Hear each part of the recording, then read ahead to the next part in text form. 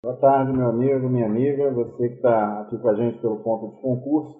A gente vai iniciar uma aula demonstrativa de processo civil, né, direito processual civil, para o concurso do Tribunal de Justiça do Estado de São Paulo.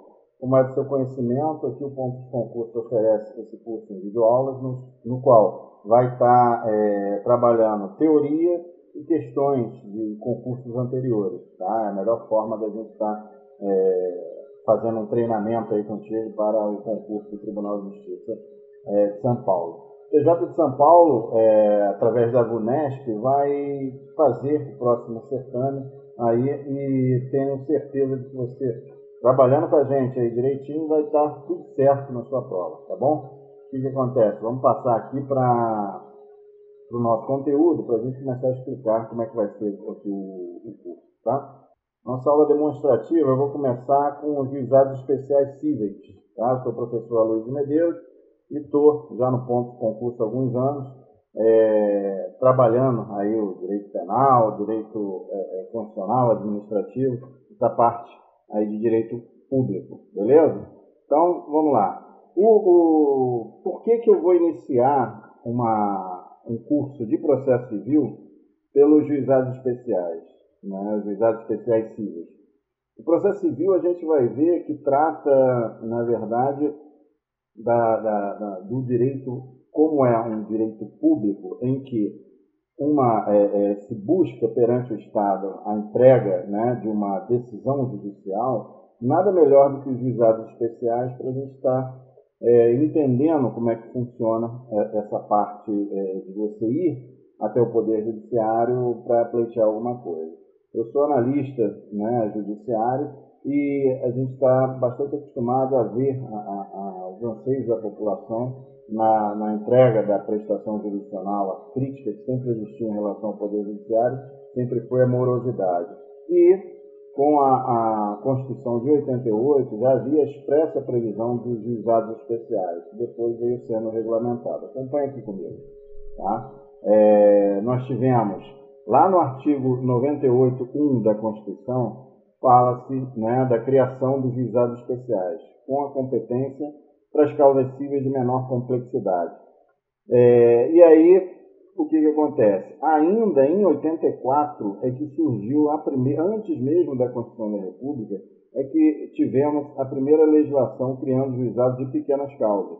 Tá? E aí, como não poderia deixar de ser, o grande sucesso que garantiu assim, a ampliação do acesso à justiça é que se buscou justamente aprimorar, né, tornar esse instrumento algo efetivo, que garanta não apenas o acesso à justiça, que antes do ano de 84, era uma coisa muito distante, era uma coisa que o cidadão mais humilde não tinha nenhum acesso, através da Defensoria Pública, que tinha que entrar com alguma demanda, ou através da contratação de um advogado, que onerava bastante para as pequenas causas, né, chamado de pequenas causas. Às vezes é uma demanda consumerista, uma demanda de defesa do consumidor. Como é que você poderia estar querendo litigar, né, para um defeito que deu no produto? Se deu um produto de R$50, de R$100, né, você vai ficar no prejuízo. Então, isso que se debruçou o nosso legislador e começou a tentar aprimorar um mecanismo que garantisse o acesso à justiça. Tá? Então, nos juizados especiais, esse microsistema chamado como juizados especiais, que se iniciou na Lei 7244, ainda em 1984, antes mesmo da Constituição, é que veio, a partir da Constituição de 88, a ter o chamado microsistema, que teve inicialmente os juizados especiais estaduais, né, cíveis e criminais, a Lei 9.099, tá? Que evoluiu. Então tivemos aqui no primeiro momento, após o advento da Constituição, a Lei 9.099. Tá? Posteriormente, nós tivemos a legislação federal, tá? Ou seja, a lei, ainda em 2001, nós tivemos os juizados especiais federais, tá? Aqui no finalzinho, você já observa aqui, e finalmente, em 2009, né, entrando em vigor no ano de 2010, em meados de 2010, os juizados especiais fazendários. Tá? Então, nós tivemos o microsistema dos juizados especiais, é dito pela doutrina que vão compor um segmento do Poder Judiciário que vai buscar entregar a prestação jurisdicional de forma mais acessível, através da informalidade, da oralidade, tá? Dos atos processuais, um reduzido número de recursos, a gratuidade de justiça no primeiro grau de jurisdição. Isso significa que qualquer pessoa não vai gastar absolutamente nada para demandar perante o juizado. Isso levou, na verdade, a uma certa explosão, né, do número de demandas, o que é um elemento favorável, né? Se você parar para pensar, a pessoa estará aumentando o número de demandas no Poder Judiciário. Isso demonstra que o acesso à justiça está sendo viabilizado, ainda que de forma precária, porque nós não temos uma pauta ideal, né? Nós temos, na verdade, ainda há uma grande morosidade, e às vezes, até pelo fato da gratuidade, em vários estados, a pauta dos juizados especiais está bem mais lenta do que a pauta de uma vara civil comum, por exemplo. Tá? Isso, a gente sabe que a justiça lenta, ela é injusta por natureza. Tá? Então, vamos lá. Surgiu, então, já desde um comando constitucional em 88, já determinando que os estados criassem os juizados especiais. Mas antes mesmo da Constituição, nós tivemos a lei dos juizados de pequenas causas. Em 95 surgiu a primeira lei, e aí, para os juizados estaduais, os tribunais de justiça criaram os juizados especiais estaduais, e em seguida, no ano de 2001, foram criados os juizados especiais federais, está aqui, né? E, finalmente, no ano de 2009, tá? Nós tivemos juizados especiais da Fazenda Pública, tá? Entrando em vigor no ano de 2010. Então, vejam, o microsistema dos juizados especiais, eles, na verdade, são fruto da composição de 3 leis. Essas 3 leis, cada uma no âmbito da sua competência. Nós tivemos, inicialmente, a 9.099, né, criando os juizados especiais cíveis estaduais, e, em 2001, juizados especiais federais, em 2009, juizados da Fazenda Pública.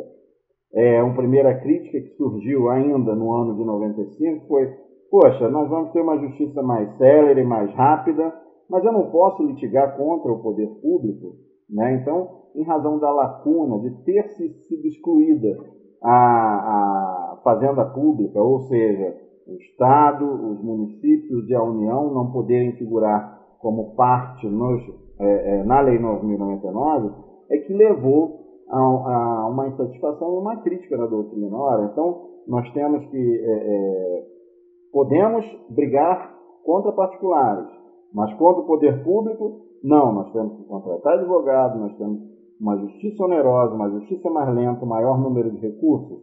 Então, aí veio sendo lentamente aprimorado, ou seja, levamos de 95 a 2001, 6 anos para a entrada em vigor dos juizados federais. Por quê? Em razão do grande número de demandas contra o INSS, por exemplo, entre outras competências que foram concedidas aos juizados especiais.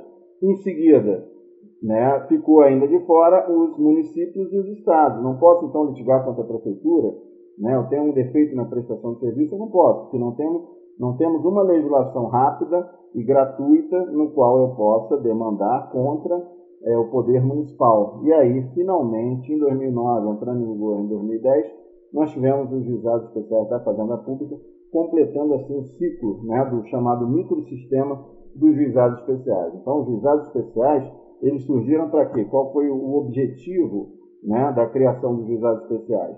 Nós termos uma justiça acessível, nós termos uma justiça gratuita, pelo menos em primeiro grau. A gente vai estudar no decorrer do curso que existem situações, como a partir do momento que se recorre para a primeira sessão, vai ter que pagar. Quando ocorre litigância de má-fé, tem que pagar. Quando o sujeito, né, demandado não comparece à audiência, vai ter que pagar. Tá? Mas a regra é a gratuidade, a regra é a informalidade. Beleza? Então, diante disso, nós buscamos, então, conferir, né, um microsistema em que se compõe da plena possibilidade de eu demandar servidores públicos, eu demandar a administração pública, eu demandar União, Estado, Município, Distrito Federal, e eu demandar particulares, eu posso ir gratuitamente, sem a obrigatoriedade da presença do advogado, né? E tudo isso me incede de quê? Da gente estar podendo ter esse livre acesso franqueado, beleza? Seguindo então, o que nós podemos abordar aqui, já antecipando um pouquinho o que vai acontecer no nosso curso. A competência. A competência dos juizados especiais cíveis, tá? Que nós vamos ver no primeiro momento, e fazer uma breve abordagem aqui nessa aula demonstrativa. O primeiro aspecto, que já chama atenção logo no artigo 3º, é o quê? O valor da causa que você vai ter que memorizar, meu amigo, não tem jeito, tá? No âmbito dos juizados estaduais, a 9.099, 40 salários mínimos. Por que você está falando isso, Luiz? Porque nos juizados federais, nos juizados fazendários, esse valor vai aumentar para 60 salários mínimos. Uma outra característica é que nós podemos ir sem advogado, você pode ir sozinho, até 20 salários mínimos no âmbito dos juizados especiais estaduais. Já nos federais e fazendários, até 60 salários você pode ir desacompanhado. Foi mais generosa a legislação que surgiu posteriormente, tá? Mas isso não alterou, tá, o dispositivo da 9.099.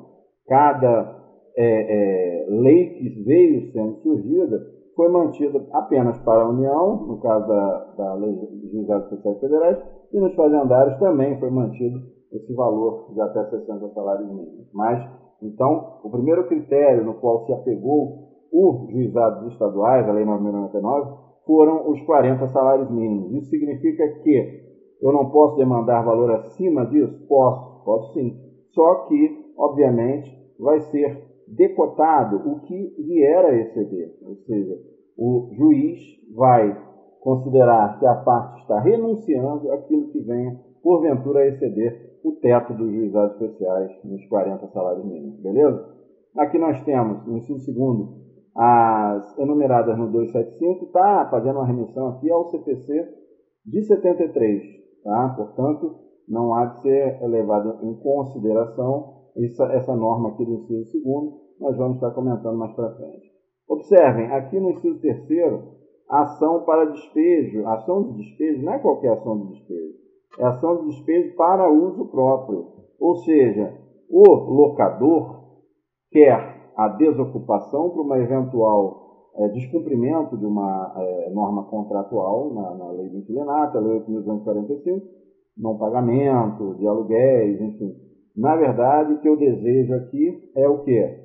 A desocupação do imóvel. Ora, se eu desocupei o imóvel, o que isso significa? Eu posso estar pedindo além de 40 salários? Não posso ter, até pode, né? Mas o juiz vai se ater o quê? Àquele valor que é o teto dos juizados especiais. Aqui outra questão, né, envolvendo questões imobiliárias. As ações possessórias sobre imóveis de valor que não venha a exceder, né, o inciso primeiro, ou seja, sempre nas ações perante os juizados estaduais, né, o VEC, nós vamos nos ater aos 40 salários mínimos, beleza?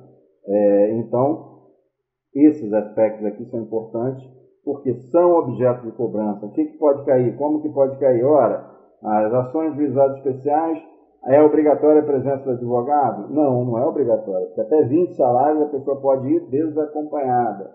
A partir de 20 é que a pessoa tem que estar acompanhada. Um outro aspecto, uma pessoa é réu. O cara é réu numa demanda de 40 salários mínimos. Ele tem que estar acompanhado.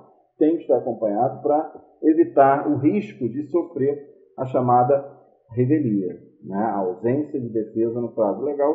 A gente vai estar estudando aí no decorrer do nosso curso de processo civil, beleza? Então, olha só, esse parágrafo segundo aqui que a gente vai estar explorando no nosso curso também. Ficam excluídas da competência dos juizados especiais. Anota aí no seu caderninho as ações de natureza alimentar, falimentar, fazendária, acidente de trabalho e quanto à capacidade das pessoas. Tá? Então, eu quero interditar uma pessoa, não vai dar para ser por aqui. Eu quero pedir pensão alimentícia, não vai rolar pelo juizado. ação de falência, ação fiscal, ação de interesse, né, do poder público. Nós já temos duas leis posteriores que vão acolher esse tipo de demanda. As ações acidentárias, tá? Todas essas demandas não são da competência, foram excluídas da competência, né, da alçada dos juizados especiais. Beleza? Então, é um aspecto aí importante que a gente não pode estar se esquecendo. Tranquilo?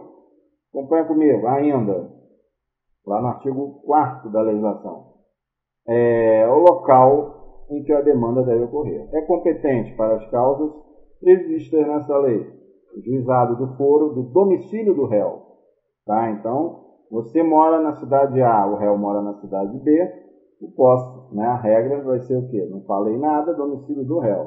Mas, a critério do autor, aqui já começa a flexibilizar, ou seja, o local onde aquele exerce atividade profissional ou econômica. O local em que a obrigação deva ser satisfeita. Autor mora no município A, réu no município B, e a obrigação no município C. É possível também que a demanda venha a tramitar no município C.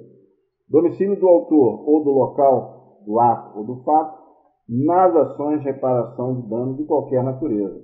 Então aqui também abre-se a brecha, aqui tem essa brecha o autor meio que escolher o seu domicílio, o local do ato ou do fato nas ações de reparação de danos, ações de responsabilidade civil. Tá? Então, esses são pontos também importantes e que costumam ser objeto de cobrança. E aqui fala da figura do juiz, né? do juiz togado, do juiz leigo e do conciliador, né? Que a gente vai estar aprofundando aí nos próximos encontros. Vamos ver aqui, rapidamente, uma questãozinha, como é que veio a ser cobrado em provas aqui da VUNESP. Olha só. É cabível perante o juizado especial civil a ação de despejo. Nós vimos que sim, mas é qualquer tipo de despejo? Não. Nós vimos que, até em razão de um rito próprio que existe nas ações que eventualmente tenham essa natureza vocatícia da Lei 8.245, elas, por terem um rito próprio, não é competente os juizados especiais. Mas nas ações de despejo para uso próprio, o que acontece? A legislação vai autorizar expressamente. Tá? Então, a infração contratual por si só não autoriza demandar perante os juizados especiais, mas já também não autoriza a demanda para fins de alienação por falta de pagamento, por perda de garantia. Então, nós temos que sempre nos ater o quê?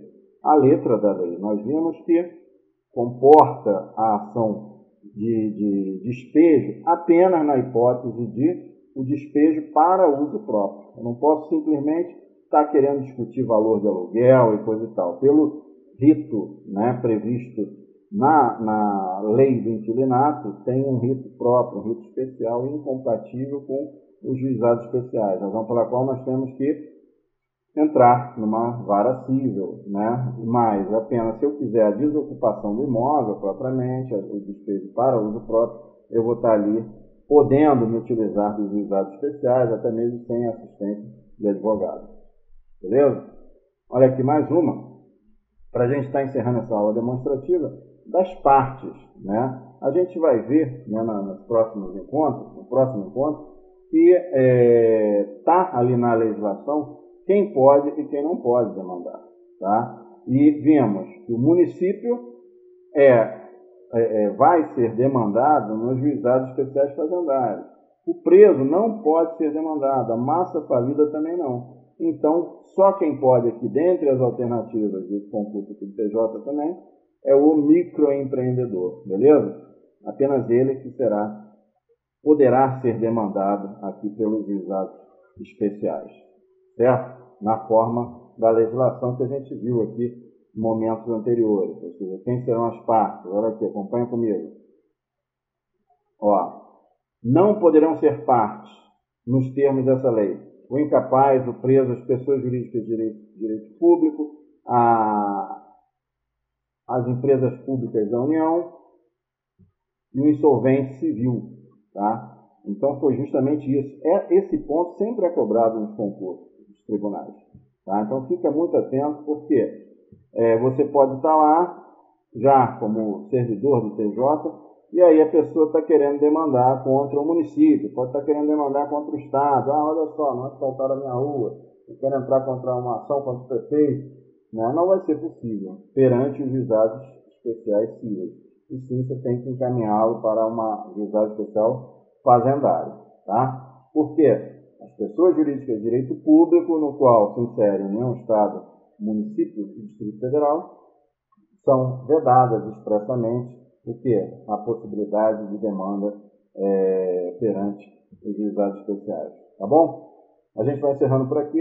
Essa aula demonstrativa foi só para você ver como é que vai ser a dinâmica do curso.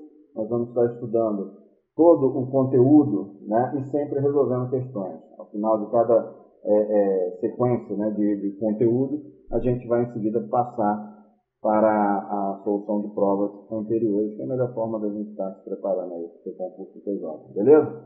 Até a próxima, então. Te aguardo aí estudando aqui com a gente pelo ponto de concurso. Forte abraço.